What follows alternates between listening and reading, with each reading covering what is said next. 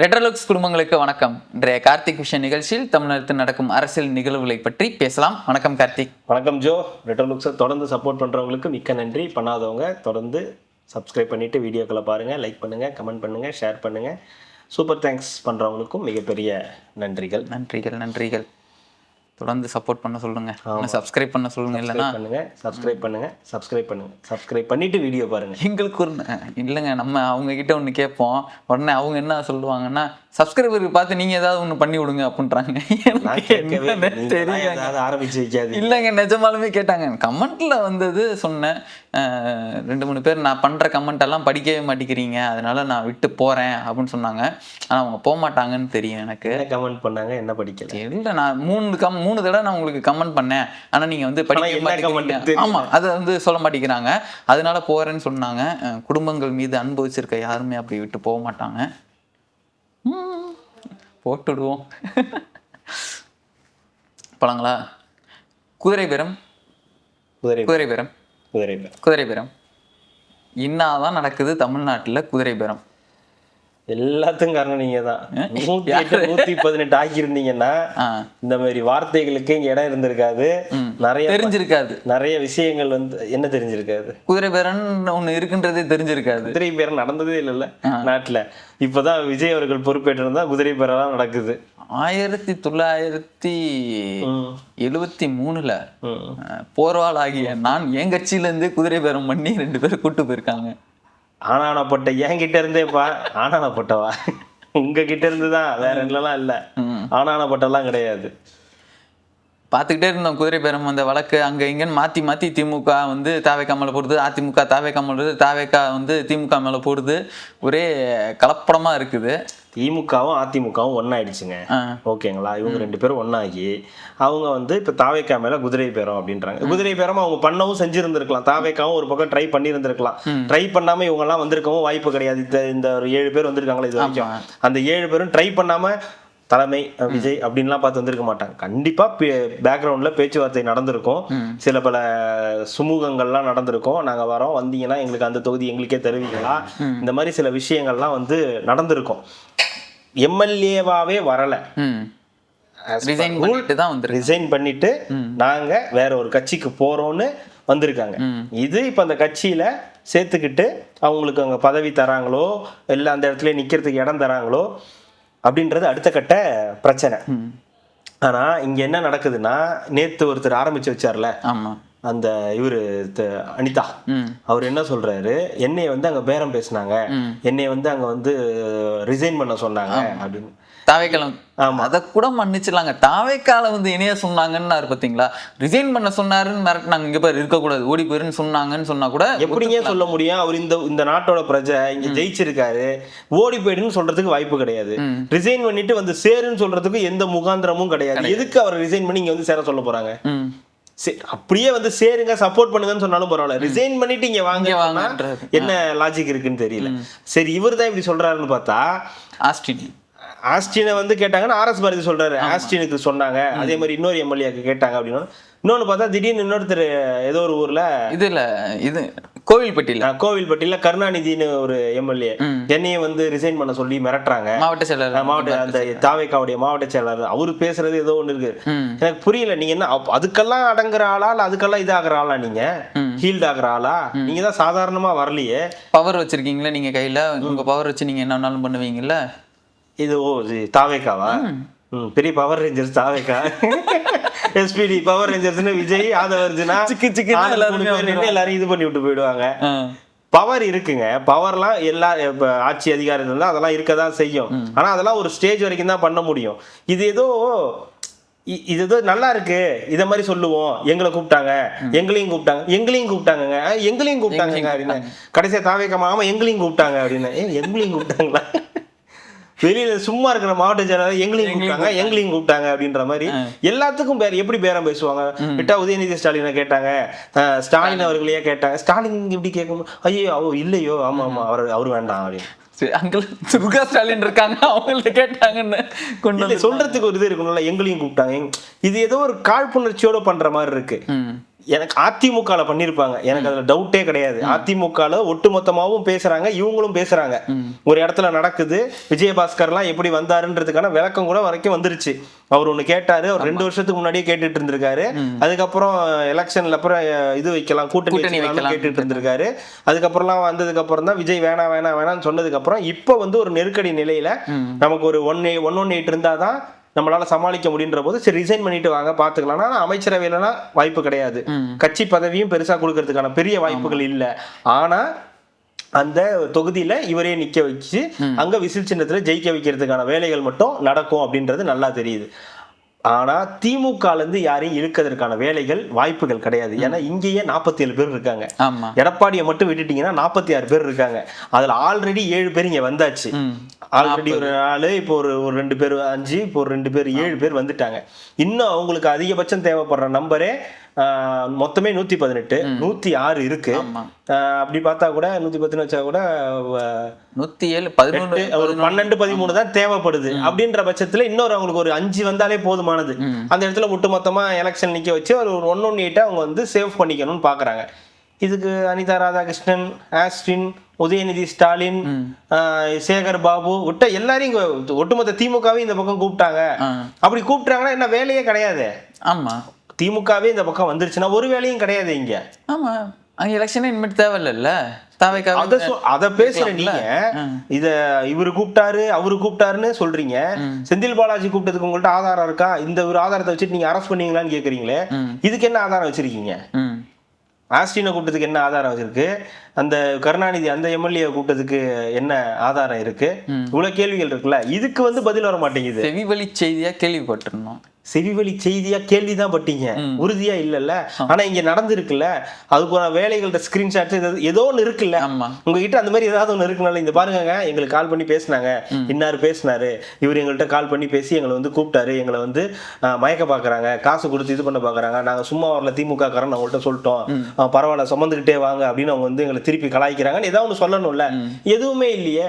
சும்மா அவரு கூப்பிட்டாரு இவரு கூப்பிட்டாரு, இவர் ஜெயிலுக்கு போனோம்னா போலீஸ்காரங்களுக்கு இதான் வேலை, நீங்க போய் தாவேக்கல்ல சேர்ந்துருங்க, உங்களுக்கு இதுதான் கடைசி வார்னிங் சொல்லிட்டாரு. முதலமைச்சர் எனக்கு ஃபோன் பண்ணாரு, உங்ககிட்ட சொல்ல சொன்னாரு, ரிசைன் பண்ணிட்டு தாவேக்காக்கு போயிடுவீங்களா அப்படின்னு சொல்றதா ஒரு போலீஸோட வேலையா இருக்குமா? ஆமா, ஏன் ஆளே எனக்கு எதிராக திருப்பி விடுறீங்க? யார் உங்க ஆளு? யார் உங்க ஆளு? இவரு அருண் ஐபிஎஸ் அவரே அவர் சைடு திருப்பி விட்டா அப்படிதான் பேசுவாங்க. இந்த மாதிரி சம்மந்தம் இல்லாம ஏதாவது பேசி மக்களை குழப்படைய வைக்கிறது தாவேக்கா அரசு சில வேலைகள் பண்ணுது. ஒரு பக்கம் பேரங்கள், ஒரு பக்கம் அதிமுக இருந்து இருக்கிற வேலைகள்லாம் பண்ணுது. சில கைதுகள்லாம் தேவையில்லாத கைதுகள்லாம் பண்ணிக்கிட்டு இருக்காங்க. இதெல்லாம் தேவையில்லாத வேலை. இந்த சில்லறைகள் இருக்குல்ல, இந்த பக்கமே திரும்ப கூடாது. ஓகேங்களா? நீங்க எப்படி இருந்தீங்க? விஜய் அவர்களுடைய போக்கஸ் எப்பவுமே இதுதான். சிஎம்ஆ ஓகே, நம்மளுடைய எதிரி ஸ்டாலின், நம்மளுடைய எதிரி திமுக, நம்மளுடைய கொள்கை எதிரி பாஜக, இப்படி போயிடணும். கூட இருக்கிறவங்க ஆட்கள் கொஞ்சம் சரியில்லை நினைக்கிறேன். எனக்கு என்ன தெரியல, என்னையே அரசியல் பண்ண வச்சுட்டீங்களாடா அப்படின்ற மாதிரி கொண்டு வந்துட்டாங்களா? அவருக்கு ஆள் தேவைப்படுதுன்றது உண்மை. இந்த விஷயத்துல அவருக்கு வேற வழியே கிடையாது. இந்த மாதிரி ரிசைனிங் எல்லாம் வந்து பண்ணி தான் ஆகணும். அதற்காக வந்து அவங்க பண்றாங்க. அதுக்காக அவரும் வந்து சரின்னு சொல்லிட்டாரு, நடந்துகிட்டு இருக்கு. ஆனா இவங்க இருக்காங்கல்ல, இந்த ஒரு டீம் இருக்குல்ல, இந்த டீம் எல்லாம் போய் இது பண்ணிட்டு இருக்க கூடாது, கண்டுக்கவே கூடாது. ஏதோ பண்ணிட்டு போன்னு விட்டுறணும். இதுங்களெல்லாம் நோண்டி இன்னைக்கு பாருங்க என்னமோ பெருசா சாதிச்சிட்ட மாதிரி தனியா சொல்றேன். அதான் இந்த மாதிரி குதிரை பேரம், கழுதை பேரம், இதெல்லாம் வந்து திமுக புதுசா ஒண்ணு ஆரம்பிக்குது, ஒரு நரேட்டிவ் ஆரம்பிக்குது. எங்களை கூப்பிடுறாங்க, எங்களை பேரம் பேசுறாங்க, அதாவது இந்த அரசுக்கு இதான் வேலை, பேரம் பேசி இவங்களெல்லாம் கூப்பிடுறது மட்டும்தான் வேலைன்ற ஒரு விஷயத்த கன்வே பண்ண வராங்களோன்னு ஒரு டவுட் இருக்கு. அதுதான் இதுல இருக்கக்கூடிய பிரச்சனை. அதுக்கு வந்து ஒரு விளக்கத்தை வந்து தாவேக்கா கொடுக்கறது நல்லது. அடுத்தது 28 லட்சம் ரூபாய் இவர் வந்து பிடி அரசகுமார் வந்து வாங்கியிருக்காங்க, லஞ்சம் வாங்கியிருக்காங்க. அந்த இதுதான் கல்வித்துறை அந்த இதில் இருக்கும்போது வாங்கியிருக்காங்க. அவர் சும்மா விடக்கூடாது. இது மாதிரி நான் மட்டும் இல்லை, நிறையா பேர்கிட்ட வந்து இந்த மாதிரிலாம் நிறையா லஞ்சம் வாங்கியிருக்காருன்னு சொல்லி ஒருத்தர் வந்து புகாரும் கொடுத்துருக்காரு. ஆமாம், அவர் தொடர்ந்து அது பெரிய பஞ்சாயத்தா போயிட்டு இருக்கு. ஒரு 100 இல்லை 200 கோடி மேல போயிட்டு இருக்கு. இவர் ஒரு புகார் வந்து கொடுத்துக்கிட்டு இருக்காங்க. இந்த மாதிரியான குறைகள் வந்து நிறைய இருக்கு. எவ்வளவு நடந்திருக்குன்னு தெரியல. இது மாதிரியான ஊழல் எவ்வளவு நடந்திருக்கு, இந்த துறையில எவ்வளவு ஊழல் நடந்திருக்குன்றத முதல்ல வந்து தெரியப்படுத்தணும். அதுல எல்லாம் நீங்க கான்சென்ட்ரேட் பண்றதை விட்டுட்டு இந்த மாதிரி அல்லு சில்லறைங்கள்ட்ட போயிட்டு நீங்க வந்து பண்றது வந்து அநாகரிகம் கூட இல்லை, அனாவசியமானது. இதெல்லாம் இது இப்ப இதுல இருக்கக்கூடிய விஷயம், இப்போ ஒரு பத்திரப்பதிவுத்துறையில ஒரு லஞ்ச ஒழிப்புத்துறை போய் பண்றாங்க. கிட்டத்தட்ட பல லட்சம் வந்து அன்னைக்கு வருது. அதுல கணக்கில் காட்ட முடியாத கேஷ் ஜிபேவா கூட லஞ்சம் வாங்குறாங்க. அதை கூட இன்னைக்கு வந்து நேத்து வந்து நடந்திருக்குது. அதுல கூட நிறைய பணம் வந்து கைப்பற்றப்பட்டிருக்கு அப்படின்னு சொல்றாங்க. ஸோ அப்போ அந்த மாதிரி விஷயங்கள்ல வந்து கவனம் செலுத்தணும். இந்த பிடி அரசகுமார் மாதிரி எந்தெந்த துறைகள்ல ஊழல் நடந்திருக்குது அப்படின்ற பல விஷயங்கள் இன்னமும் அறநிலையத்துறையில பல பேர் இன்னும் லஞ்சம் வாங்கிக்கிட்டு இருக்காங்க. இன்னைக்கு கூட 1 லட்சம் ரூபாய் நேத்தனமோ எதுக்கோ வாங்கியிருக்காங்கன்னு சொல்லி ஒரு நியூஸ் வந்து சொல்லியிருக்காரு மரிய வில்சன் அவர்கள் சொல்லியிருக்காங்க. அறநிலைத்துறையிலையும் நிறைய போயிருக்கு, ஒட்டுமொத்தமா எல்லாத்தையும் கொண்டு வரோம், எல்லா துறையில இருந்தும் வெளிக்கொண்டு வரோம். அதுதான். அப்போ நீங்க அதுல தானே ஃபோக்கஸ் பண்ணணும், அந்த வேலைகளை தானே பார்க்கணும். அதை விட்டுட்டு மற்றவர்கள் இது பண்ண முடியும். இந்த மாதிரி ஆட்களை பிடிக்கணும். இந்த மாதிரி திமுக ஆட்சி காலத்துல இடைத்தரகர்களா இருந்தவங்க, நடுவுல செயல்பட்டு காசு வாங்கினவங்க, பொதுமக்கள்கிட்ட இருந்து அதிகமா பணத்தை எடுத்தவங்களை எல்லாம் காமிக்கணும். மக்கள் இவங்களை காமிச்சீங்கன்னா மக்கள் நம்புவாங்க. அதுக்கு முன்னாடி தானே இங்க வந்து குறுக்க வர மாதிரியே வந்து அதுதான் சொல்றேன். இது இவங்களை பிடிச்சிங்கனாலே இவங்களை மத்தவங்க அமைதியா இருப்பாங்க. இவங்க இன்னாருன்னு முதல்ல இந்த ஆட்களை சேர்க்கறத முதல்ல நிறுத்தணும். இந்த கட்சியில வார சனிக்கிழமை சேர்க்கிறாங்கல்ல, வாலண்டியரா வரவங்கள இந்த கட்சியில அடிப்படை உறுப்பினர் இந்த எம்எல்ஏக்களா ரிசைன் பண்ணிட்டு வராங்கல்ல, அதை கொஞ்ச நாள் நீங்க நிறுத்துறது நல்லதுன்னு நினைக்கிறேன். ஏன்னா அதுதான் பெரிய பஞ்சாயத்தா போயிட்டு இருக்கு. அதுதான் வந்து குதிரை பேரம் அதுலயே வந்து போக்கஸ்டா போயிட்டு இருக்கு. மத்த நீங்க பண்ற எதுவுமே தெரிய மாட்டேங்குது. நீங்க இன்னைக்கு ஒரு அரசகுமார் பத்தின ஒரு விஷயம் வந்தா அது அப்படியே மறைஞ்சு போயிடுது. ஒரு 35 கோடி ரூபாய்க்கு பேரம் பேசியிருக்காங்க, அவங்களை கைது பண்ணா அது மறைஞ்சு போயிடுது. ஒரு 180 கோடி ரூபாய்க்கு பேரம் பண்ணி இத்தனை பேர் ஒரு நெட்வொர்க்கா வேலை செஞ்சிருக்காங்கன்னு சொன்னா அது மறைஞ்சு போயிடுது. ஒரு செந்தில் பாலாஜி தலைமறைவா இருக்காருன்னு சொன்னா அது மறைஞ்சு போயிடுது. ஒரு ஏவாவேலு சிங்கப்பூருக்கு போயிட்டாரு அப்படின்னு ஒரு லஞ்ச ஒழிப்புத்துறையில இருந்து விசாரணைக்கு வர சொன்னா, இல்ல என்னால முடியாது, எனக்கு உடம்பு சரியில்லைன்னு சொல்லிட்டு இதுல போயிட்டு சிங்கப்பூர்ல போயிட்டு கோயிலுக்கு போயிட்டு சுத்திட்டு இருக்காரு அப்படின்னு சொன்னா அது மாரியம்மன் கோயில் பக்கத்துல சுத்திட்டு இருக்காருன்னு கமெண்ட்ல வருது. ஏங்க அவர் இங்கதாங்க சுத்திட்டு இருக்காரு அப்படின்னு. அப்போ அதெல்லாம் வந்து மறைஞ்சு போகுதுல, தெரியாம போயிடுதுல. நீங்க பண்ணக்கூடிய சில விஷயங்கள்ல அது ஏதோ பெரிய நியூஸா மாறிடுது. இப்ப அந்த மாதிரி இல்லாம இந்த மாதிரி பிடி அரசகுமார் மாதிரியான ஒவ்வொரு துறையில இருந்த அதிகாரிகளை, ஊழல் பெருச்சாலிகளை கொண்டு வந்தீங்கனாலே மக்கள் முன்னாடி தெரிய வர ஆரம்பிங்க. அது தாண்டி இன்னமும் நடக்கக்கூடிய லஞ்ச லாவண்ய விஷயங்களை ஃபோக்கஸ் பண்ணா அது ஃபோக்கஸ்டா இருக்கும். இந்த மாதிரி சில விஷயங்கள் ஸ்டார்டிங்ல இதை ஸ்ட்ராங் பண்ணிடணும்னு நினைக்கிறாங்களா? ஏன்னா தாவேக்கா பண்ண மிகப்பெரிய தப்பு என்னன்னா, அந்த லேட்டா கேம்பெயின் வந்து ஸ்டார்ட் பண்ணது, போனது, வச்சது நம்மளே சொல்லியிருக்கோம். இன்னொரு ஸ்டார்ட் பண்ணி போயிருக்கணும். பட் ஆனால் ரொம்ப ஸ்லோவாக போகிறாங்க. அந்த விஷயம்லாம் பேசணும். அதனாலேயே இந்த 108 வந்ததுக்கான ஒரு காரணமாக இருக்கலாம்னு நினச்சி அடுத்த வர இடைத்தேர்தலும் உள்ளாட்சி தேர்தலும் இப்போ வருதுன்றப்போ இந்த இனிஷியல் ஸ்டேட்லேயே நம்ம இதெல்லாம் பண்ணி முடிச்சிட்டோன்னா அதுக்கப்புறம் அது ஃபுல்லாக வந்து க்ரோ ஆகும். ஆட்களை சேர்க்க வேணாம்னு சொன்னது இந்த ரிசைன் பண்ணிட்டு வராங்கல்ல, ஆமாம், அதை கொஞ்சம் ஸ்டாப் பண்ணிக்கிங்க. நீங்கள் அடிப்படையாக சேர்றாங்கல்ல மற்ற கட்சியிலேருந்து, இப்போ இதுல போஸ்டிங்ல இல்லாதவங்க இல்ல எம்எல்ஏ எம்பியா இல்லாதவங்க வராங்கல்ல, எனக்கு ஏடிஎம்கே எம்எல்ஏ கூட ஓகேங்க, அவங்க வேற வழி கிடையாது, ஒரு 4 பேர் 5 பேர் வந்தாங்க ஓகே. இந்த விஜயபாஸ்கர் மாதிரியான நபர்களை சேர்க்கும் போதுதான் பஞ்சாயத்தெல்லாம் வந்து வருது. அடிமட்டமா வராங்கல்ல, நாங்க வந்து இந்த கட்சியில சேர்ந்து அவங்களையெல்லாம் சேர்த்துக்கிறதுல எந்த பிரச்சனையும் கிடையாது. நான் சொல்றது இந்த போக்கஸ் இப்படி ஆகும்போது, இந்த மாதிரி விஜயபாஸ்கர் எல்லாம் சேர்க்கும் போது நீங்க என்ன சொன்னாலும் அந்த நியாயம் எடுபட மாட்டேங்குது. நீங்க செய்யற நல்ல விஷயம் கூட மக்களுக்கு போய் வந்து சேர மாட்டேங்குது. அதை தாண்டி இதுதான் போய் முன்னாடி நிக்குது. ஏன்னா நம்ம இவங்களுக்கு இப்படி ஓட்டு போட்டோம், இவங்களை இவரை வந்து சேர்த்து வச்சிருக்காங்களே அந்த மாதிரி வந்து போயிடுதுன்னு சொல்றேன். இப்ப இந்த பிடி அரசகுமார் மேட்டர்லாம் உங்களுக்கு பின்னாடி போயிடுச்சுல, ஒரு 35 கோடி வேற பேசினாங்கன்ற விஷயம் பின்னாடி போயிடுச்சுல, அதை தாண்டி இது முன்னாடி வந்துருது அப்படின்றதுதான் ஒரு கவலைக்குரிய விஷயமா இருக்குது. அதே மாதிரிதான் அண்ணா சாலையில வந்து ஃபுட் ஸ்ட்ரீட் வந்து ஆரம்பிக்கிறதுக்கு வந்து இது பண்ணி தரேன்னு சொல்லிட்டு மாசம் வந்து லஞ்சம் வாங்கியிருக்காங்க. அது ஒரு 24,000 ரூபாய் மாசம். 24,000 ரூபாய் எவ்வளவு ஆச்சு? அது எத்தனை வருஷம்? 10 மாசத்துக்கு 2 ஐடி கம்பெனிலாம் வேலை பார்த்துட்டு இருந்து அதெல்லாம் விட்டுட்டு பானிபூரி கடை போட வந்தவங்க, பானிபூரி போடுறேன் அதை போடுறேன்னு ஃபுட் ஸ்ட்ரீட் வைக்க வந்தவங்கள்ட்ட காசை வாங்கி ஆட்டையை போட்டுட்டு, அதுவும் தான் வாங்காம அதுக்கு ஒரு ஆளை வச்சு வாங்கி, இல்லங்க இப்பெல்லாம் ஆட்சி மாறி போச்சு, இப்பெல்லாம் ஒண்ணும் பண்ண முடியாதுன்னு கதை கொடுத்துருக்காரு திமுக காரரு. அதை வந்து இப்போ ஒரு கம்ப்ளைண்டா வந்து ஃபைல் பண்ணிருக்காங்க. இந்த மாதிரி எவ்வளவு பேரு இந்த மாதிரி ஆட்டையை போட்டவங்க. இதுல வந்து இது வரலாறு வேற இருக்கு. சும்மா வரல, சுமந்துகிட்டு வரல, சாதாரணமா வரல அப்படின்ற இந்த பேர் வேற வந்து வாங்கியிருப்பாங்க. திமுக காரனா யாரு தெரியுமா, அவங்க எவ்வளவு ஸ்ட்ராங் தெரியுமா, அவங்களோட வரலாறு என்ன தெரியுமா, அவங்க யாரை வேணாலும் ஜெயலலிதா ஆட்சியை பார்த்தவங்க தெரியுமா, மிசாவையே பார்த்தவங்க தெரியுமா, எல்லாரையும் பார்த்தீங்க, யாரு இல்லைன்னா எல்லாரையும் பார்த்துக்கிட்டே இருக்கீங்க, வேற என்ன பண்ணியிருக்கீங்க, இதுதான் நடந்திருக்குது. என்னன்னா பெரிய தலைங்க ஒரு 3-4 தூக்கி மட்டும் உள்ள வச்சுட்டனாலே முடிஞ்சுதான் சொல்றேன். இன்னைக்கு ஏவாவேலு இல்ல, எஸ்கேப் சிங்கப்பூர், செந்தில் பாலாஜி தலைமறைவு போச்சுங்களா, அனிதா ராதாகிருஷ்ணன் நிபந்தனை ஜாமீன்ல வந்திருக்காரு. ஊசலாடிட்டு இருக்குது. உடம்பு சரியில்லைன்னு சொல்லி நிபந்தனை ஜாமீன்ல, சரி உங்களுக்கு உடம்பு சரியில்லைன்னு சொல்லி உங்களுக்கு ஜாமீன்ல விட்டுன்னு வந்திருக்காரு. நீங்க இப்படிதான் போகணும். இந்த மாதிரி எனக்கு தெரிஞ்ச அனிதா ராதாகிருஷ்ணன் பேசுனது வந்து தப்பு தான். ஆனா அதுக்கு வந்து ஒரு வார்னிங்கோட விட்டு இருந்திருக்கலாம். ஆனா ஒரு இது தேவை. முதலமைச்சர் அப்படி பேசுறதுன்றது தப்பு தான். ஆனா செந்தில் பாலாஜி தெரியுங்க பாருங்க, அதுல லாஜிக் இருக்கு. ஏவா வேலு மேல ஒரு கேஸ் இருக்கு பாருங்க, அது நியாயமானது. அவர் 40 லட்சம் ஒரு விசாரணை. அவர் இப்ப ஓடும்போது தெரியுதுங்களா, பாத்தியா எஸ்கேப் ஆயிட்ட பாத்தியா அப்படின்னு இயல்பாவே எல்லாருக்கும் தோணுது இல்ல. இப்ப இவரு செந்தில் பாலாஜி 4-5 நாளா காணும், அப்ப வந்து மக்களுக்கு தெரியுது, அப்ப நீ ஏதோ பண்ணிருக்க அப்படின்னு ஏதோ ஒரு டவுட் வருது இல்ல. இப்ப அனிதா ராதாகிருஷ்ணனை வந்து கைது பண்ணும்போது தப்புன்னு தான் கோர்ட் என்ன சொல்லுது, தப்புன்னு தான் சொல்லுது. அதுக்கப்புறம் அவங்களே உடல்நிலை காரணம் காட்டி கொடுத்து விட்டுறாங்க. சரி போங்க, உடம்பு சரியில்லைன்றீங்க, வயசை காரணம் காட்டி விட்டுறாங்க. இது மாதிரி இருக்கக்கூடிய விஷயங்கள் எப்படி இருக்கு, நீங்க இதுல கான்சென்ட்ரேட் பண்ணக்கூடிய விஷயம் எப்படி இருக்கு, இதுதான் இதுல இருக்கக்கூடிய விஷயம். இந்த மாதிரி திமுக ஆட்களை வந்து நீங்க வந்து இப்போ கம்ப்ளைண்ட் கொடுத்துருக்காங்களா, இந்த மாதிரி இருக்கக்கூடிய நபர்களை பிடிச்சி கலைக்கிறதுக்கு இது ஒரு டாக்டிஸா வச்சிருக்காங்களா? ஆட்சியை கலைக்கிறதுக்கு ஆட்சி இதெல்லாம் ஒட்டுமொத்தமா எல்லா இடத்துலயுமே நம்மள வந்து ரொம்ப மிரட்டுறாங்க. இந்த பவர் கையில வச்சுட்டு நம்மள ஆளுங்கட்சியில இருக்கிறவங்க எல்லாருமே மிரட்டி நம்மள வந்து குதிரை பேரம் பேச பாக்குறாங்க. அதுதான் இதை கலைச்சு விடுங்க. அது ஒரு நெருக்கடியா மாறுது. இப்ப ஒரு ஆளுநர்கிட்ட போய் ஒரு அதிமுக, ஒரு திமுக, ஒரு பாஜக எல்லாரும் சேர்ந்து பாருங்க எங்க கிட்ட பேசுறாரு, நயினார் நாகேந்திரன் என்னையே வந்து கூப்பிட்டாங்க. உங்களை கூப்பிட்டாங்களா? உங்களை என்னன்னு கூப்பிட்டாங்க அப்படின்னா வாங்க நயினார்னு கூப்பிட்டாங்க. போயிருப்பீங்க, வாங்க நயினார்னு கூப்பிட்டுருப்பாங்க. நீங்க எம்எல்ஏ கூட கிடையாதுங்க, உங்களையும் கூப்பிட்டாங்க. அதாங்க எனக்கும் தெரியல, என்னையும் கூப்பிட்டாங்க மாதிரி அவர் போய் கம்ப்ளைண்ட் பண்றாரு. கட்சியை விட்டுட்டு அவரு போய் வந்து காங்கிரஸ்காரரோட அந்த அமைச்சர் இருக்காருல்ல, அவர் மேல போய் ஏதோ கம்ப்ளைண்ட் வந்து கொடுத்துட்டு வந்திருக்காரு. அப்போ ஒட்டுமொத்தமா அவங்களுக்கு வந்து பயங்கரமான எதிரிகள் இருக்காங்க. அப்ப இந்த குதிரை பேரம்ன்ற வார்த்தையை வந்து நீங்க இன்னும் நீடிக்க விடக்கூடாது. அடுத்தடுத்து அதுக்கு முடிச்சுட்டு நீங்க வேற வேலைகளை பார்க்கணும். இவங்க இப்ப இது ஒரு ஸ்ட்ராட்டஜி இவங்க ஆரம்பிச்சிருக்காங்களா, எங்களை பேரம் பேசினாரு அப்படின்னு சொல்றாங்கல்ல, அதை தடுக்கிறதுக்கு ஏதாவது ஒரு வழியை பார்க்கணும். அதை விட்டுட்டு இதே வேலையா இருந்தீங்கன்னா பெரிய நெருக்கடியை வந்து சந்திக்கிற மாதிரி வந்து ஆட்சியை கலைக்க முடியாது. அது அவ்வளவு சீக்கிரமும் நடக்காது, பாசிபிலிட்டிஸும் கிடைக்காது. ஆனா அதுவே ஒரு நெருக்கடியா மக்கள் முன்னாடியே போய் எடுத்துட்டு போவாங்கல்ல, அதுக்காக சொல்றேன்.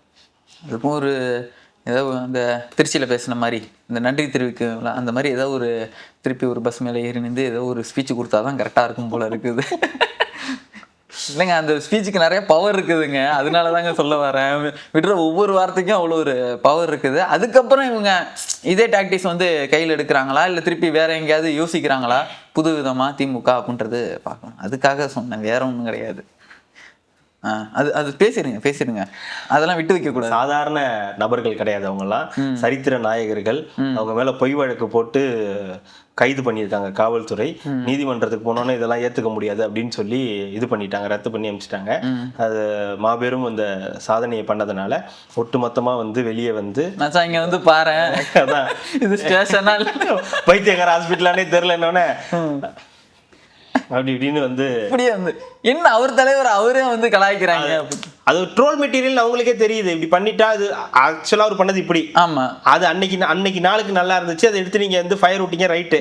அப்புறம் இது லேட்டஸ்டா இப்ப வந்து முதலமைச்சர் பண்ணாரு, அவர் இப்படி பண்ணாரு, அதுவும் ஒரு இதுவா வந்து மாறிடுச்சு, முடிச்சிட்டாருப்பா அப்படின்னு. இப்படி இப்படி பண்ணது விஎஸ் பாபு முடிஞ்சிச்சுன்னு அதை நீங்க எடுத்து வந்து பண்ணிக்கிட்டு இருக்கீங்க. என்னன்னா இப்ப நீங்க ஒண்ணு சாதிக்கல. இந்த கைது இப்ப நாங்களே சொல்றோம், இந்த கைது அனாவசியம், ஒண்ணு எல்லாம் யாருன்னே எங்களுக்கு தெரியாது அப்படின்ற மாதிரி தான் வந்து இருக்கு. ஜென்சி ஒருங்கிணைப்பாளர்கள் நாங்க யாராவது இருந்துட்டு போட்டுங்க. ஜென்சிங்க, ஐயோ இருந்துட்டு போட்டுங்க. ஜென்சி அவங்க ஜென்சியே இல்லங்க. நீங்களும் பல இன்டர்வியூல சொல்லிட்டு தான் இருக்கீங்க. போலி நிக்குது, உங்களுக்கே தெரிய வேணாமா, 44 வயசு இருக்கும். ஆமா, அதை வந்து நிக்க வச்சுட்டு வந்து ஜென்சி 44 இருக்குமா? இருக்கும், அதெல்லாம் தாராளமா இருக்கும். ஏங்க இந்த காலத்துல இருந்து பாத்துக்கிட்டு இருக்கோம், இருக்காதா? ஆமா, நாம ஸ்கூல் படிக்கிற காலத்துல இருந்து பாத்துக்கிட்டு இருக்கோம். அதுக்கு இருக்காதா? 44 வயசு இருக்காதா? சரி, இது அதுதான் சொல்றேன். இவங்க எல்லாம் ஒண்ணுமே கிடையாது உங்களுக்கு. நீங்க இவங்களுக்காக போய் டைம் வேஸ்ட் பண்ண வேணாம். அவங்களுக்கு ஒரு அவசர கால குழு ஒன்று வருது எப்படி, அதுதான் எனக்கு தெரியல. அவங்களுக்குலாம் ஒரு ஜென்சின்னா அது வந்து தானா ஒரு போராட்டம் பண்ணி இது பண்ணி வரத்துக்கு ஒரு இது அவசர கால குழு எல்லாமே டப்புன்னு வந்து இறங்குது. கார்ல வந்து டாடா சுமோல வந்து இறங்குறாங்க, ஸ்கார்பியோல வந்து இறங்குறாங்க. எனக்கு ஒன்றும் புரியல. ஏதோ விர்ச்சுவல் வாரியர்ஸ் மாதிரி அனாமத்தா இருக்கிறாங்கன்னு நினைச்சிட்டீங்களா? அப்ப வாரியர்ஸ்லாம் அனாதையா? ஆமா, வாரியர்ஸ் உங்களுக்குன்னு ஒரு வாரியம் அமைக்கணும் முதல்ல. இல்லங்க, இப்ப டிவி கேக் இருக்கிறது ஒரு பெரிய சப்போர்ட். ஆமா, இது இது ஒரு அமைப்பு, இது வந்து இது கிடையாது, இது ஒவ்வொருத்தன் அவங்க வீட்டுல இருந்து பண்ணிட்டு இருக்க வேலை, ஒவ்வொருத்தன் அவங்க வேலையில இருந்து செஞ்சுட்டு இருக்க வேலை, வேலையை முடிச்சுட்டு வந்து செய்யற வேலை. வெளிநாடுகள்ல இருக்கிறவங்க, வீட்டுல இருக்கக்கூடிய இளைஞர்கள், அவங்க உட்காந்து எந்த நேரமும் போனை வச்சு இவங்களுக்கு சப்போர்ட் பண்றதுலாம் கிடையாது. அவன் போற போக்குல சப்போர்ட் பண்ணிட்டு அவன் பாட்டுக்கு போயிட்டே இருப்பான். கப்பியா நானு இதுங்க தான் கப்பி. இந்த கப்பிங்க எல்லாம் சேர்ந்து என்ன பண்ணுது, ஒன்னா சேர்ந்துக்கிட்டு இதுங்க ஏதோ ஒண்ணு பேசுதுங்க. இதுக்கு இந்த டிவிகே ட்ரூப்ல எவனோ ட்ரிகர் ஆகுறான். அது எவன்னு தெரியல. எனக்கு தெரிஞ்சு சிஎம்க்கு இந்த வேலை கிடையாது, நல்லா புரிஞ்சுக்குங்க. அவரை நீங்க இதை விட மோசமா சினிமா துறையில பேசினப்பையும் எதுவுமே பெருசாலாம் வந்து இது பண்ணிக்கிறது கிடையாது. அப்ப பின்னாடி இருக்கிற ஏதோ ஒரு பயப்புள்ளதான் நம்மள்ட்ட அதிகாரம் இருக்கு, இந்த அவனை அரெஸ்ட் பண்ணு, இந்த இவனை அரெஸ்ட் பண்ணு, இந்த முதலமைச்சர் அப்படி பேசிட்டாங்க அவனை அரெஸ்ட் பண்ணு, இது அல்லு சில்லி, இது இப்படிதான் பேசிக்கிட்டு இருக்கோம். இதுக்கு நீங்க போக்கஸ் பண்ணீங்கன்னா இதுங்கெல்லாம் ஏதோ பெரிய ஆளுங்க மாதிரி ஆட ஆரம்பிச்சிருங்க. பாத்தியா எங்களை பார்த்து பயந்துட்டீங்களா அப்படின்னு. இப்ப நீங்க ரோட்ல ஏதாவது போறீங்கன்னா ஒரு நன்றி உள்ள வெறி பிடிச்ச ஜீவன் இருக்கும், அதை பார்த்து நீங்க நவுந்து தான் போவீங்க, வேணும்னே அது பக்கத்துல போக மாட்டீங்க. ஏன்னா நமக்கு தெரியும் நானா இருந்தா வெறி பிடிச்சிருக்குங்க, இதை கொண்டுட்டு போயிருங்க நான் சொல்லிருவேன். அது சொல்றது நம்ம கடமைங்க, அதை கொண்டுட்டு போயிருங்கன்னு சொல்றது கடமை, அவ்வளவுதான் நம்ம பண்ணணும். அதை விட்டுட்டு அதுக்காக நம்ம அதுகிட்ட போய் நம்ம சண்டை போட்டுட்டு இருக்க கூடாது. அப்ப நமக்கு அதுக்கும் வித்தியாசம் இல்லாம போயிடும்ல. அதை தான் சொல்றேன், அதை அப்படியே விட்டுருங்க. ஏங்க இதெல்லாம் முன்னாடி கிள்ளி எரிஞ்சிடணுங்க, இல்லைன்னா இது பெரிய தீவிரவாத இயக்கமா மாறிடுங்க இதுங்கெல்லாம். நிஜமா சொல்றேன். இதுங்களும் இன்னும் கொஞ்ச நாள் போச்சுன்னா என்னென்ன பண்ணுது, இந்த மிருதன் படத்துல சோம்பிஸ் தெரியும் பாத்தீங்களா, அந்த மாதிரி ஊர் ஃபுல்லா அறிவாளன் ஃபுல்லா இந்த மாதிரி தான் தெரியும். இதெல்லாம் சொல்றத கேளுங்கய்யா, அந்த பக்கம் திரும்ப பார்க்கும்போது எனக்குமே காண்டாகுது. உங்களுக்கு ஆகலன்னு சொல்லுங்க, அதுங்க பண்றது வேறயா. உங்களுக்கு அந்த சகிப்புத்தன்மை வேணுங்கய்யா. நீங்க எதிர்கட்சியா இருந்தீங்கன்னா நீங்க என்ன வேணாலும் பேசலாம். ஆனா நம்ம இவங்க ஆளுங்கட்சி, புரிஞ்சுதுங்களா? ஆளுங்கட்சியா இருக்கும்போது பல விஷயங்களை நீங்க கண்ட்ரோல் பண்ணி தான் வச்சுக்கணும். அதிகாரம் இருக்கு, நம்ம சொன்னா போலீஸ் போய் தூக்கும் தான், போலீஸோட வேலை அது. நீ சொன்னா செஞ்சிருவாங்க. ஆனா கோர்ட்டுக்கு போனா அது நிக்கணும்ல. கோர்ட்டுக்கு போனா இது எதுக்காக தூக்கிட்டு வந்தீங்க, என்ன கைது, என்ன பேசினாரு. இப்போ அனிதா ராதாகிருஷ்ணனை கைது பண்ணதுல ஒரு லாஜிக் இருக்கு. அவர் முதலமைச்சரை வந்து தப்பா பேசினாரு, ஒருமையில பேசியிருக்காரு, அவரோட பர்சனலை பத்தி பேசியிருக்காருன்னு சொல்லி இது பண்ணாங்க, நீதிபதியே கண்டிக்கிறாரு. இப்போ உங்களுக்கு அந்த மாதிரி இருக்கணும். இப்போ கைது பண்ணி நிபந்தனை ஜாமீன்ல வச்சிருக்காங்க, 15 நாள் போய் கையெழுத்து போடணும்.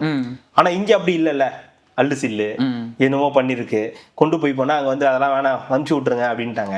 அது ஏதோ பெரிய சுதந்திர போராட்ட தியாகி பண்ணிட்ட மாதிரி பாவம் பார்த்திருப்பாரு. ஏதாவது ஸ்கூல் கீழ் காலேஜ் ஏதாவது படிச்சுட்டு இருப்பாங்க, அதுங்க வாழ்க்கை நம்ம வீணாக்கிற கூடாது, ஒழுங்கு மரியாதை படிக்கிற வழியை பாரு. இவங்க பசங்க யாராவது ஸ்கூல் காலேஜ் படிச்சுக்கிட்டு இருப்பாங்க, இவங்களே வச்சுக்கிட்டு அப்படி நினைச்சிருக்கலாம். நான் அதான் சொல்றேன், நீங்க வேற 200 தான் அவங்க பசங்க படிக்கணும். ஃபோக்கஸ் பண்ணும்போது இவங்க அதே டயலாக் எடுத்துட்டு வரீங்க, சாதாரணமா வரலடா, சும்மா வரலடா திமுக காரன், நாங்கெல்லாம் அப்பவே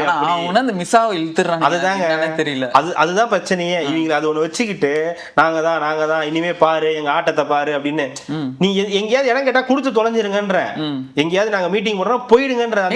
கேட்கவே இல்லைங்க, அதுதாங்க கேட்கலனால இங்க ஒரு இடம் இருக்குப்பா, நீங்களே போய் பேசிக்கிட்டு இருக்கேன்னு சொல்லி அமுச்சு விட்டுறணும். இதெல்லாம் போக்கஸ் பண்ணாலே இது தேவையில்லாத பஞ்சாயத்துகளை கொண்டு வந்து நிறுத்தும். ஓகேங்களா? இது ஒண்ணு வலுவா போடுங்க, இல்ல போடுறதுன்னு முடிவு பண்ணிட்டீங்களா, நல்லா வலுவா 4 கேஸா போட்டு இத பாருங்க இது நடந்திருக்குது அப்படின்னு சொல்லி போடணும். சும்மா நச்சுக்கும் எவனையும் கூட்டு போய் பேசி இருக்கலாம், தப்பான இது ஒண்ணு நடந்திருக்குது, அது கரெக்டா இருந்துச்சுன்னா ஓகே. இல்லாத பட்சத்துல இன்னைக்கு பாருங்க, பத்தியா நாங்க தான் அவ்வளவுதான் உங்களை முடிச்சிருவோம், உங்களை சதைச்சிருவோம். அவங்களுமே பாத்தீங்கன்னா உரிமையில பேசுறாங்க. நீ இல்ல நான் முதல்வரா, நீ என்ன இதுவா, ஏ விஜய்னா கோவம் வருமா வராது, எல்லாருக்கும் ஒரு கோவம் வராதா சொல்றேன். அதுக்கு முதலமைச்சர்னு தெரியாது, ஒரு மனிதன்னு தெரியாது, ஒரு பெரியவர்னு தெரியாது, ஒரு குழந்தைன்னு தெரியாது. அதோடைய வேலை குலைக்கிறது. நன்றி விசுவாசம் இல்ல. ஏங்க ரோட்ல இருக்கிறதுக்கு எதுக்கு நன்றி விசுவாசம்? வளர்த்தவன் பிஸ்கெட் போட்டவனுக்கு நன்றி விசுவாசம் அதுவும் கிடையாது, அதுவும் இருக்காது. அடுத்த நாள் அவனை பார்த்து குலைக்கும், ஏன்டா குலைக்கிறேன்னு கேட்டா பிஸ்கெட் போடல, பிஸ்கெட் போடுற வரைக்கும் தான் நன்றி, அது வரைக்கும் தான் இருக்கும், அதுக்கப்புறம் இருக்காது. அதனால அதெல்லாம் அப்படியே தான் விட்டுட்டு போகணும். அதுக்கு நீங்க போய் ஒரு போக்கஸ் கொடுத்தீங்கன்னா ஆட்சிக்கு தான் பிரச்சனைனா இது ஒரு ரோதனையா இருக்கும். இதுக்கு இந்த ஐடியா கொடுக்குறாங்களா போய் கைது பண்ணுன்னு, அவங்கள முதல்ல வெளுக்கணும். உங்களை யார் இதெல்லாம் பண்ண சொல்றா அப்படின்னு. என்னமோ போங்க, இந்த சைடு ஒன்று போயிட்டு இருக்கு. இந்த கொரியால இருக்கிற பிடிஎஸ் இது ட்ரூப்னு நினைப்பு உலக அளவுல நம்ம அப்படியே ட்ரெண்ட்ல இருக்கோம்னு. எக்ஸ்பேண்டபிள்ஸ் படம் அப்படியே வந்து ஒரு போஸ்டர் கொடுத்தோன்னா அப்படி நிற்பாங்கல்ல, அந்த மாதிரி என்னன்னா அங்கேருந்து போயிட்டு இப்படி வாங்கலாம். எந்த டீமு என்ன மேட்ச்ன்னு தெரியல எங்களுக்கு. அங்க தலைமறைவு பங்கருக்குள்ளார இருக்காங்க, முன்ஜாமீன் கேட்டுக்கிட்டு சிங்கப்பூர் கிளம்பி போயாச்சு, நீங்க என்ன குஜிலி லண்டனுக்கு போயாச்சு. அதெல்லாம் கண்ணுக்கு தெரியல, அந்த ஊழல் அதெல்லாம் தெரியல.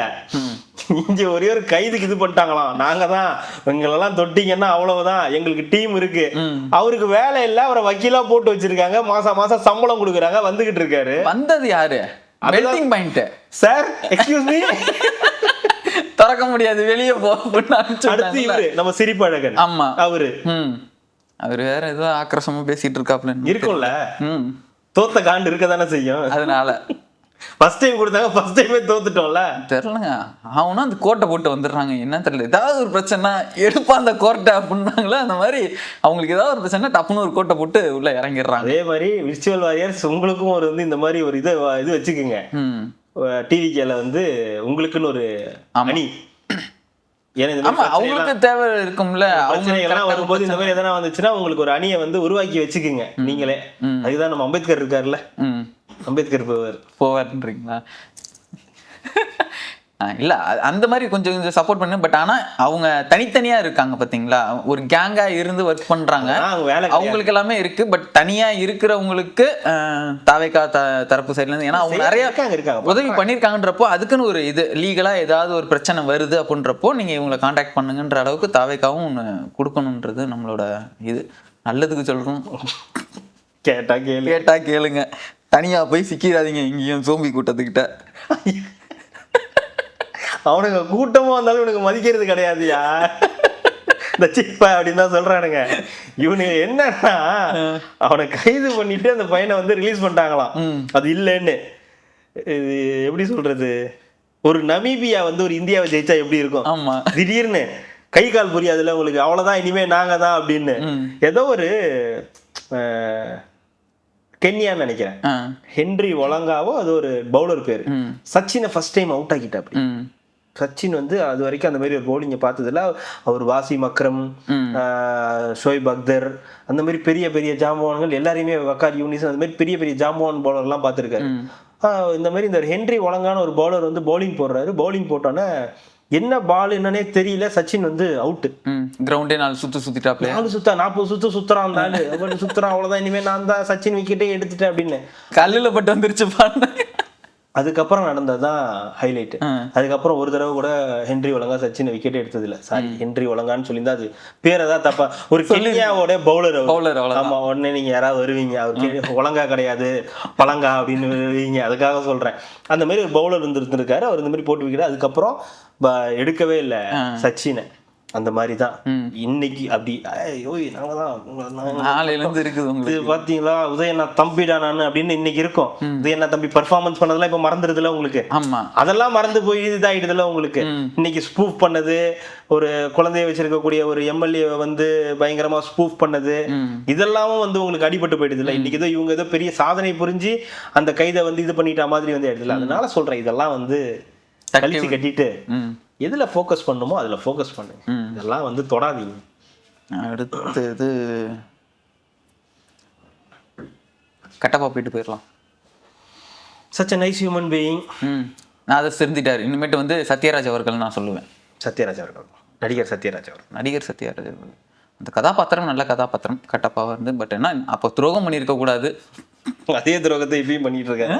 ஆமா, அப்போ பாகுபலிக்கு பண்ணாரு, இப்ப திமுக பண்றாரா? திமுக பண்ணாரெல்லாம் சொல்ல முடியாது, அவர் முயற்சி பண்ணிட்டு இருக்காரு பொண்ணுக்காக. அது எப்ப நடக்குதோ நடக்கட்டும். இல்லை, இப்போ வந்து திருப்பி நான் சொல்லணும்னு அவசியம், உங்க தலைவரே சொல்லியிருக்காரு, திராவிடமும் தமிழ் தேசியமும் உங்களோட 2 கண்ணு, நீங்க பெரியாரை பத்திலாம் நீங்க படிக்கணும், அதெல்லாம் நீங்க போய் படிக்கணும்னு தான் நான் சொல்றேன். உங்களோட தலைவர் சொல்றதுதான் நான் சொல்றேன், நீங்க போய் தேடி வந்து படிங்க, புகழ் பரவட்டும் அப்படின்னு இருக்காரு. கரெக்டு, சொல்றதுல ஒரு லாஜிக் இருக்கு. தாவேகாவுடைய தொண்டர்கள் பெரியாரை பற்றி தெரிஞ்சுக்கணும். பெரியார் கொள்கை தலைவர், பெரியார் என்ன பண்ணியிருக்கார், என்னெல்லாம் அவர் பேசியிருக்கார், என்ன மாதிரியான கொள்கைகளை முன் வச்சிருக்காரு, என்னென்ன வாதங்களை வச்சிருக்காரு, மூட நம்பிக்கைகளுக்கு எதிராக அவர் என்னெல்லாம் பேசியிருக்காருன்னு பல விஷயங்களை பெரியார் அவர்கள்ட்ட இருந்து எல்லாருமே தெரிஞ்சுக்க வேண்டிய ஒரு கட்டாயம் எல்லாருக்குமே இருக்கு. அது தாவேகா தொண்டர்கள்னு மென்ஷன் பண்ணி சொல்லாதீங்க. இன்னைக்கு உங்ககிட்ட ஒரு ஜென்சி இருக்குன்னு நீங்க சொல்லிட்டு இருக்கீங்கல்ல, அவங்கள்ட்ட போய் முதல்ல சொல்லுங்க. போலி டீம் இருக்குல்ல, போலி இருக்கிற டீமு, இந்த மாதிரி அவங்கள்ட்ட போய் சொல்லுங்க. உதயநாத் தம்பிக்கிட்ட போய் சொல்லுங்க. நீங்கள் அவர் கேரக்டரே புரிஞ்சுக்க மாட்டேங்கிறீங்க. அவர் எதுக்கு சொன்னார்? இப்போ இந்த மாதிரி விஷயங்கள்லாம் போயிட்டு இருக்குதுங்களே, டப்புன்னு எடுத்து அடிக்க ஆரம்பிச்சிடுறாங்க. தாவேக்கா, விர்ச்சுவல் வாரியர்ஸோ இல்லை மற்றவங்க எல்லாமே டப்புன்னு எடுத்து போட்டு அடிக்க ஆரம்பிச்சிடுறாங்க. அவங்கள எல்லாத்தையும் நான் இந்த சைடு புக்கு படிக்க திருப்பி விட்டேன்னா இங்கே அடிக்க ஆள் இருக்காதுல்ல. அவன் புக்கு படிச்சுக்கிட்டே அடிச்சுக்கிட்டு இருப்பான் இந்த இடத்துல. அவன் புக்கை கீழே வச்சுட்டு அப்படின்னா அந்த பேஜ் திரும்பிடும், இந்த பக்கம் போட்டு அடிச்சுக்கிட்டு இருப்பான். அதெல்லாம் இவங்கள்ட்ட அந்த காம்படிஷனே வச்சுக்க முடியாது. நான் சொல்றது என்னன்னா, இது தாவேக்கா தொண்டர்கள்னு சொல்லும்போது என்ன ஆகுதுன்னா, அப்ப தாவேக்கா தொண்டர்களுக்கு தான் பெரியாரை பத்தி தெரியல, திமுக தொண்டர்கள் எல்லாருக்கும் தெரியும். திமுகல வந்து கொடி பிடிக்க ஆரம்பிச்ச எல்லாருக்குமே பெரியாரை பத்தி தெரியும். அவங்க எல்லாம் பெரியார் புக்கு அப்படியே படிச்சு கரைச்சு முடிச்சு அந்த எந்திரன் படத்துல வரும்ல, அப்ப கமலஹாசனோட நம்பரை சொல்லணும்னா ரஜினி இப்படி திரும்பி சொல்லுவார்ல, அந்த மாதிரி என்னவோ பெரியார் அப்படின்னு சொன்னோன்னே இவங்க ஹிஸ்டரியை சொல்லிடுற மாதிரி சாட் ஜிபிடில வர மாதிரி வரிசையா பெரியார் அவர்களை பற்றி 1964 அவருடைய இதுக்கு ஹிஸ்டரி ஏதாவது வேணுமான்னு கேட்கற மாதிரி இருக்கிற மாதிரி சொல்றாரு. பிறக்கிறதுக்கு முன்னாடி திமுக இருந்துட்டாலே திமுக இருக்கிறவங்க எல்லாருக்குமே பெரியாரை பற்றி தெரியும். அதனால மற்றவங்களுக்கு தான், தாவேக்காவுக்கு தான் தெரியாதுன்னு சொல்றதெல்லாம் வந்து அபத்தமானது. எல்லாருமே பெரியாரை பற்றி படிக்கணும், தாவேக்காவினரும் படிக்கணும், திமுகவினருமே படிக்கணும். குறிப்பா திமுக இருக்கக்கூடிய RS பாரதி, ராசா, அந்த மாதிரி தலைவர்களுமே திருப்பி ஒரு தடவை படிக்கணும். படிச்சிருப்பாங்க, மறந்துருப்பாங்க. அதனால திருப்பி ஒரு தடவை படிச்சுட்டு, அதே மாதிரி உங்க தொண்டர்களுக்கு இப்ப ஜென்சியில இருக்கக்கூடிய பெரியப்பா, பெரியம்மா, மாமா, மாமி, அத்தையெல்லாம் இருக்காங்கல்ல, அவங்களும் அதை படிக்கணும். அந்த பெரியம்மா பெரியப்பா படிச்சுதான் தெரிஞ்சுக்கணும். ஏன்னா அவங்களுடைய தலைவர்னு அவங்க சொல்றது உதயண்ணாவை. உதயண்ணாவுக்கே முதல்ல பெரியாரை பத்தி தெரியுமான்றது தெரியாது. அப்ப அதனால உதயண்ணா முதல்ல பெரியாரை பத்தி படிக்கணும், அப்புறம் உதயண்ணா தம்பி தௌலத் பெரியாரை பத்தி படிக்கணும், அப்புறம் பெரியம்மா, மாமி, சித்தி இவங்க எல்லாமே படிக்கணும். அதனால தாவேக்கா தொண்டர்களும் பெரியாரை பத்தி படிக்கணும், திமுகவுடைய இவங்களும் வந்து பெரியாரை பத்தி படிக்கணும். அவரு காமனா சொல்லியிருக்கணும், பெரியாரை பற்றி தமிழ்நாட்டு இளைஞர்கள் படிக்கணும்னு சொல்லியிருக்கணும். தாவேக்கா தொண்டர்கள் மட்டும் அவர் சொல்றதுல வந்து நியாயம் கிடையாது. அவங்க தான் கொஞ்சம் இந்த மாதிரி தற்கொலைத்தனமா சுத்திட்டு இருக்கீங்க, இதெல்லாம் நீங்க தெரிஞ்சு வச்சுக்கோங்க, நான் அவ்வளவுதான் சொல்ல முடியும் அப்படின்னு இருக்காரு. வேற ஒன்றும் இல்லை. நியாயமா? நீங்கள் செய்தது நியாயமா? அது தற்கொலை இல்லை, ஆச்சரியக்குறி. என்ன போங்க, இன்னும் 2 கண்டென்ட் இருக்குது.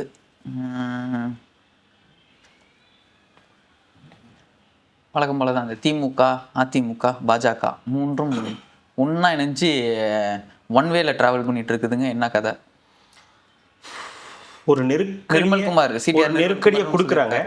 ஏன்னா நம்ம ஏற்கனவே சொன்னதான், தாவேக்காவுக்கு ஒரு எதிரி இல்லை, தாவேக்காவுக்கு 2-3 எதிரி இருக்காங்க. அதனாலதான் ஒரு எதிரியை கரைக்கிற வேலையை பார்த்துக்கிட்டு இருக்காங்க. ஒரு எதிரியை மொத்தமா கரைச்சிட்டோம்னா ஒரு பிரச்சனை இருக்காது, அதிமுகன்ற பிரச்சனை இருக்காது, அது மொத்தமா இங்க வந்துடும், நமக்கு வந்து அதோட தொல்லைகள் இருக்காது அப்படின்னு யோசிக்கிறாங்க. திமுக அது எப்பவுமே இருக்கக்கூடியது, அதுதான் அவங்க விரும்புவாங்க, அது இருக்கட்டும் தான் நினைப்பாங்க. அது இருந்தாதான் கரெக்டா இருக்கும்னு அதை விட்டுருவாங்க. இன்னொரு பக்கம் பிஜேபி, அது பிஜேபியில அங்க யாருமே கிடையாது கொடுக்கறதுக்கு. நயினார் நாகேந்திரன் சும்மா பொழுது போக மாட்டேங்குதுன்னு அங்கேயும் இங்கேயும் ஓடிக்கிட்டு இருக்காரு.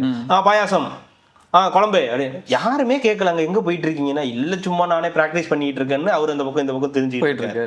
அப்போ இது சும்மா இல்லாம ஆளுநர் அவங்களுக்கு ரொம்ப க்ளோஸ் இல்லையா, அதனால சரி நான் வரேங்க, எதுக்குங்க இப்போ வரீங்க, லஞ்ச் டைம் சும்மா வந்துட்டு போறேன், ஒரு 1 மணி நேரம் வந்துட்டு நீங்க வரவே வேணாங்க, நான் வாட்டு உள்ள இருந்து உட்காந்துட்டு நானே வெளியே போயிடுறேன், நீங்க என்னைய பார்க்க கூட வேண்டாம், நானே உங்களை நீங்க பார்த்ததான் நாங்க போய் சொல்லிக்கிறேன். ஆளுநர் பார்க்கும்போது நல்லவர் மாதிரி தான் தெரியுறாங்க. ஆளுநர் ஏங்க லஞ்ச் டைம்ல வரீங்க, ஐயா நீங்க தூங்குங்க ஐயா, நான் வாசலுக்குள்ளார வந்துட்டு உட்கார்ந்துட்டு நானே வெளியே போயிடுறேன்ற அளவுக்கு தான் இருக்கு. அப்ப அதனால வந்து இந்த அவர் ஒரு பக்கம் நடந்துகிட்டு இருக்காரு. இன்னொரு பக்கம் யாருன்னு உங்களுக்கே தெரியும், அவர் இப்ப பிரஸ் மீட் எல்லாம் கொடுக்கறது இல்ல, அதனால அந்த பிரச்சனையும் நமக்கு இல்ல, அதை பத்தி பேச வேண்டிய அவசியம் இல்ல. ஆனா இன்னொரு பக்கம் அவங்க அவங்களால பெரிய தொல்லை எல்லாம் ஒண்ணும் கிடையாதுன்னு வச்சுங்களேன், சும்மா தான் ஜாலியா அவங்க பேசிட்டு அவங்களுக்கு பொழுதுபோக்காம அவங்க பேசி. அப்போ இந்த அதிமுக, திமுக, அப்புறம் பாஜகவுல இருக்கக்கூடிய இந்த ஒரு சிலர், அப்ப இவங்க எல்லாரும் சேர்ந்து அடிக்கும்போது தாவேக்காவுக்கு ஒரு விதமான பதட்டமும் ஒரு நெருக்கடியும் வரும். ஏன்னா 118 கிடையாது, பண்ணக்கூடிய சில இதெல்லாம் வந்து பஞ்சாயத்துல போய் வந்து முடியுது, லெஸ் எக்ஸ்பீரியன்ஸா இருக்கு, சொல்றதுக்கு சரியான ஆட்கள் இருந்தாலும் சில பேரோட அந்த அதிகார மமதை வந்து சில வேலைகளை வந்து பண்ண வைக்குது. ஆதவர்ஜுனா மாதிரியான நபர்களுடைய எக்ஸ்பீரியன்ஸ் இல்லாத ஸ்பீச்சு, அதெல்லாம் தேவையில்லாத சங்கடத்தை கூட. இது உச்ச நீதிமன்றம் வரைக்கும் போக வேண்டிய அவசியம் இருக்கா? சாதாரண ஒரு நிகழ்வு, கட்சியில சேர்க்கிற நிகழ்வை கொண்டு போய் உச்ச நீதிமன்றத்துல கொண்டு போய் சேர்க்கிற அளவுக்கு வந்து உங்களுக்கு ஸ்பீச் இருக்கு. அப்ப கவனமா பேச வேண்டியது இருக்கு. நம்ம ஆடியன்ஸ் கூட வந்து நம்மள சொல்றாங்க, அந்த மாதிரி பேசுற ஆட்கள் தான் நமக்கு வேணும். அந்த மாதிரி ஆக்ரோஷமா பேசலாங்க, வார்த்தையை விடக்கூடாது. அவர் ஒரு அமைச்சர், இன்னைக்கு ஒரு பொதுப்பணித்துறையோட அமைச்சர், அவருடைய வார்த்தையால ஒரு கட்சிக்கு ஒரு கெட்ட பேர் வந்துடக்கூடாது, அது போய் தப்பா முடிஞ்சிடும்ல. அது யாரை போய் பாதிக்கும்? அந்த தலைவரை தான் போய் பாதிக்கும், சிஎம் தான் போய் பாதிக்கும், இந்த அரசை தான் போய் பாதிக்கும்ன்ற அந்த எண்ணம் வந்து பேசுறதுக்கு முன்னாடி அவருக்கு இருக்கணும். முன்னாடி ஒரு எழுதி வச்சுட்டு இதை தான் பேச போறோன்றதை கம்ப்ளீட்டா வச்சுட்டு பேசணும். அது பண்ண மாட்டேங்கிறாங்க. இந்த மாதிரி விஷயங்கள் அவங்களுக்கு ஒரு நெருக்கடியை உண்டாக்கும். அப்புறம் இவங்களா சேர்ந்து போய் ஆளுநர்கிட்ட இதை கொண்டு போய் கொடுக்கும்போது அது நெருக்கடின்றதை தாண்டி இது ஒண்ணு நடக்குது இல்ல, அதிமுகவும் திமுகவும் சேர்ந்து ஒண்ணு பண்ணுதுன்ட்டு. அப்ப இதெல்லாம் சமாளிக்க வேண்டிய இடத்துல மக்கள் பணியை பார்க்காம அவர் இந்த பணியை பார்க்க வேண்டி வரும். ஆனா இது தாவேக்காக்கு ஒரு பிளஸ்ஸா தானே பார்ப்பாங்க. இவங்க எல்லாருமே ஒண்ணு கூடிட்டாங்கனாலே தாவேக்காக்கு ஒரு பிளஸ்ஸா பார்ப்பாங்க. பிளஸ் தான். எல்லாரும் ஒண்ணு கூடி ஒரு கட்சி அடிக்கிறாங்க, புதுசா வந்த கட்சி அடிக்கிறாங்கன்றது ஒரு வகையில பிளஸ் தான். ஆனா அப்ப மக்கள் பணி பாதிக்கப்படுது இல்ல, மக்களுக்கு போய் செய்ய வேண்டிய ஒரு விஷயங்களை பார்க்காம இந்த உச்ச நீதிமன்றத்துக்கு என்ன பண்றது, இந்த மாதிரி ஒண்ணு போய் ஆளுநர்கிட்ட சொல்லியிருக்காங்களே இதுக்கு என்ன பண்றது அப்படின்னு பல வகையில யோசிக்க வேண்டியிருக்குல்ல. இதெல்லாம் அரசியல்ல எப்பவுமே இருக்கக்கூடியதான். ஆனா தேவையில்லாம வரக்கூடாது இல்ல. இப்போ ஏதோ ஒண்ணு நடந்து இப்போ திமுக எதிரி அவங்க போய் ஒண்ணு பண்ணிருக்காங்க, அதுக்காக நம்ம போய் பேசுறோம்னா அது ரைட்டு. இவர் ஏதோ ஒண்ணு கரூரை பத்தி சம்பந்தமே இல்லாம பேசுனதுக்காக உச்ச நீதிமன்றத்துல ஏதோ ஒண்ணு தப்பா வந்துருச்சுன்னு வச்சுங்க, இப்போ ஒரு கண்டனம் பண்ணிட்டாங்கன்னு வச்சுங்க, கண்டனம் தெரிவிக்கிறாங்கன்னு வச்சுங்க, இது யாருக்கு அசிங்கம்? அவங்களுக்கு தான், தாவேக்காக்கு தான். தாவேக்காக்கு இல்ல, விஜய்க்கு அசிங்கம். அப்படிதான் பார்ப்பாங்க. விஜய் தாவேக்காக்குன்னு பார்க்க மாட்டாங்க, பர்டிகுலரா விஜய் அவர்களுக்கு தான். ஏன்னா விஜய் அவர்கள் சொல்லிதான் ஆதவர்ஜன் அப்படி பேசினாரு அப்படின்னு தான் ஏன்னா அவர் என்ன சொல்லுவாரு, தலைவருடைய ஒப்புதல் இல்லாம நான் எதையும் பேச மாட்டேன்னு. அப்போ விஜய் அவர்கள் சொன்னது ஓகே பண்ணிட்டு தான் அவர் பேசியிருக்காருன்றதான பொருள். அப்ப அந்த மாதிரி பிரச்சனையெல்லாம் தவிர்க்கிறதுக்கு இந்த மாதிரியான நெருக்கடிகள்லாம் இருக்கு. ஸோ இதெல்லாம் எப்படி சமாளிக்கணும்ன்றது தான் இருக்கக்கூடிய பிரச்சனை. அதனால நிறைய பணிகள் பாதிக்கப்படுறதுக்கு கூட வாய்ப்பு இருக்கு. கொஞ்ச நாள் எப்படி 6 மாசம் அவங்களுக்கு ஒரு டைம் கேட்குறோமோ அதே மாதிரி 6 மாசம் நீங்களும் கொஞ்சம் அமைதியா இருங்க.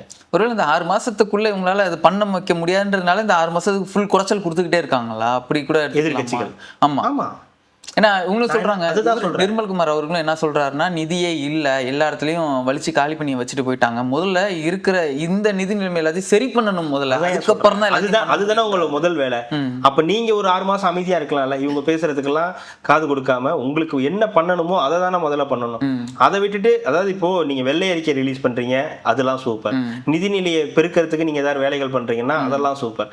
அதை தாண்டி சில விஷயங்கள் பண்றீங்கல்ல, தேவையில்லாத அரஸ்டுகள், தேவையில்லாத வழக்குகள், தேவையில்லாத பேச்சுகள்லாம் இருக்குல்ல, அதை கண்ட்ரோல் பண்ணிக்கணும்ன்ற இது என்னுடைய பார்வை இல்லை. இது ஒரு பக்கம் என்னுடைய பார்வை. ஜென்ரல் ஆடியன்ஸோட எண்ணமே அதுதான் இருக்கு. எதுக்கு இப்போ இதெல்லாம் தேவை, கரூர் ஸ்பீச் எல்லாம் இப்போ எதுக்கு தேவையில்லாம பேசணும் அப்படின்றதெல்லாம், அப்புறம் இந்த வழக்குகள் போடுறது, கைதுகள் பண்றது, இதெல்லாம் எதுக்கு? இன்னும் டைம் இருக்கு, உங்களுக்கு பண்ண வேண்டிய வேலைகள் நிறைய இருக்கு. ஆனா இதுலயே ஃபோக்கஸ் பண்ணிட்டு இருக்கீங்க அப்படின்றதுதான் கேள்வியா இருக்கு. அதுல ஃபோக்கஸ் பண்ணாம மற்ற விஷயங்கள்ல ஃபோக்கஸ் பண்ணா 6 மாசம் இல்ல, உங்களை சரியான பணியை செஞ்சீங்கன்னா இவங்க என்ன இது கொடுத்தாலும் அழுத்தம் கொடுத்தாலும் உங்களை எதுவும் பண்ண முடியாது. அப்படியே தேர்தல் வந்தாலும் திருப்பி நீங்க தான் ஜெயிப்பீங்க. அப்படி ஒரு நிலையை நீங்க உண்டாக்கிட்டீங்கனாலே போதும் தான். ஆனா அதை விடுத்து இது தேவையில்லாத சில வேலைகள் பண்றாங்களோ, அதிகாரம் நம்ம கையில இருக்குன்ற விஷயங்கள சில விஷயங்கள் பண்றாங்களோன்ற ஒரு எண்ணம் வருது. அதை தவிர்த்துக்கிட்டா நல்லது. ஏன்னா இது எல்லாத்தையும் பாதிக்கக்கூடியது அந்த கட்சியை தான். ஆனா ஒருவேளை கொஞ்சம் அவசரப்படுறாங்களோ அப்படின்றது தோணுது. தாவேக்காவும் கொஞ்சம் அவசரப்படுறாங்க. ஒரு 6 மாசம் டைம் கேக்குறோம். அப்பவே இல்லங்க ரீஎலெக்ஷன் வருதுன்னாலுமே தாவேக்கா இன்னும் அடுத்த ஒரு மெஜாரிட்டிலே ஜெயிச்சிரும், இது அவங்களுக்கும் நல்லாவே தெரியும். பட் அதை தாண்டி ஏன் இன்னும் இவ்வளோ? அதுதான் சொல்றேன், உங்களுக்கு ஒரு 6 மாசம் டைம் கேக்குறீங்க நீங்க செய்யறதுக்கெல்லாம். அது இப்ப இருக்க உங்களுக்கு பீக் என்னன்றது நல்லா தெரியும். அப்ப இந்த 6 மாசம் நீங்களும் கொஞ்சம் அமைதியா இருங்க. இந்த மாதிரி கைது நடவடிக்கை, இந்த விஜயபாஸ்கர்களை சேர்க்கறது, இந்த மாதிரி தவறான மூவ் எல்லாம் பண்ணாதீங்க. நீங்க கரெக்டா போயிட்டு இருக்கீங்க, ஏன் தவறான மூவ் எடுக்கிறீங்க? யார் இந்த ஸ்ட்ராட்டஜி கொடுக்கறதுன்ற ஒரு கேள்வி வருது. அதுதான், வேற ஒண்ணும் கிடையாது. அதே மாதிரி அல்லு சில்லறைகளை தொடவே தொடாதீங்க. முக்கியமா இந்த ஜாம்பிகள். ஆமா, அந்த பக்கமே திரும்பாதீங்க. அதெல்லாம் வாரியர்ஸே போதும், தாராளமா போதும். நீங்க போய் ட்ரோல் மெட்டீரியலா மாத்திடுறாங்க. அதுக்கு மேல என்ன வேணும்? எதுக்கு அதுக்கு மேல? ஐயா நீங்க எதுவும் அவங்களே அவங்கள ட்ரோல் பண்ணிடுவாங்க, வேற எதுவுமே வேணாம். அவங்களே போதுமானது. இவனுக்கு நல்லா அசிங்கப்படுத்தி வாரியர்ஸ் போய் இது பண்ண தேவையில்ல, அவங்களே பண்ணிடுவாங்க. ஒரு 2 நாள் விட்டீங்கன்னா அவங்களே பண்ணிடுவாங்க. நீங்க அதுக்கு டைம் கொடுங்க, நீங்க உங்க வேலையை பாருங்க. அவங்களே அழிச்சிருப்பாங்க, நீங்க எதுவும் பண்ண தேவையில்லை. அப்புறம் சிடிஆர் நிர்மல்குமார் அவர்கள் ஒரு பிரச்சாரத்துக்கு போகும்போது இந்த மாதிரி எங்களுக்கு அந்த ஒரு கோவில் ஒன்று இருக்குது, அந்த கோவிலுக்கு போகிறதுக்கு வழி இல்லை, ஆக்கிரமிப்பு பண்ணி அடைச்சிட்டாங்க, ஒரு 40 வருஷமாக அந்த பிரச்சனை போயிட்டுருக்கு அப்படின்னாங்க. நேற்று தான் நினைக்கிறேன், அந்த கோயிலுக்கு போகிறதுக்கு அந்த ஆக்கிரமிப்பு பண்ண அந்த வேலியெல்லாம் போட்டு செஞ்சதெல்லாம் எடுத்துட்டு அது ஏதோ திமுக பீரியடில் ஏதோ இது பண்ணி ஃப்ராடு வேலை பண்ணி அந்த நிலமெல்லாம் இது பண்ணி வச்சிட்டாங்களாம், ஆக்கிரமிப்பு பண்ணி அங்கே போய் அந்த குடமுழுக்கு ஏதோ ஒன்று பண்ணியிருக்காங்க போல இருக்கு. அங்கெல்லாம் போயிருக்காங்க, மக்கள் நன்றி தெரிவிச்சிருக்காங்க. இன்னும் 40 வருஷம் கழித்து அது நடந்திருக்கு. நல்ல விஷயம். அதுதான் சொல்றேன், இந்த மாதிரி ஏதாவது விஷயங்கள் செய்யுங்க, மக்கள் முன்னாடி நல்ல பேர் வாங்குங்க, நல்ல ஒரு ஆட்சின்றத ஒரு இது பண்ணாலே போதுமானது. நீங்க எங்க மக்கள்கிட்டயே போக விட மாட்டேங்கிறீங்களே, கோர்ட்டு வாசல்ல ஏறு, இங்க வாசல்ல ஏறு, ஜெயில் வாசல்ல ஏறுனே இருக்காங்களே. இந்த மாதிரி நல்ல விஷயங்களை முன்னெடுங்க. நிறைய அது மாதிரி ஒரு நீங்க கூட சொல்லிட்டு இருந்தீங்களே, கர்நாடகால இருந்து வரக்கூடிய அந்த ஆமா தண்ணி வந்து ஏதோ பல கெமிக்கல்ஸ் கலந்து வந்து நுரையா வருது, அதனால மற்ற விவசாயத்துக்கு போற வேண்டிய இடத்துல 38 கிராமங்கள் ஏதோ வந்து அதுல வந்து இதா இருக்கு, பெரும் பஞ்சாயத்து ஆகுது. அந்த மாதிரி விஷயங்களை அதே மாதிரி ஒரு 130 இதுக்கு வந்து பட்டா இல்லாம ஒரு 34 லட்சம் ரூபாய் மதிப்பு வந்து அந்த பட்டா இது எல்லாமே ஒரு 130 குடும்பங்களுக்கு வந்து பட்டா வந்து விநியோகம் வந்து பண்ணி கொடுத்துருக்காங்க. இந்த மாதிரி விஷயங்கள் பண்ணாலே நம்மளுக்கு போதும். மக்கள் தானங்க நம்மளுக்கு தேவை, அவங்க செல்வாக்கு நம்ம பெற்றனால போதுமே. லெஃப்ட் ஹேண்ட் டீல் பண்ணிட்டு போயிட்டே இருக்கணும். அதான் முடிஞ்சது, போதும். இனி திங்கட்கிழமை என்ன நடக்குதுன்றதை பார்த்துட்டு தொடர்ந்து பேசுவோம். கார்த்திக், மிக்க நன்றி, மகிழ்ச்சி.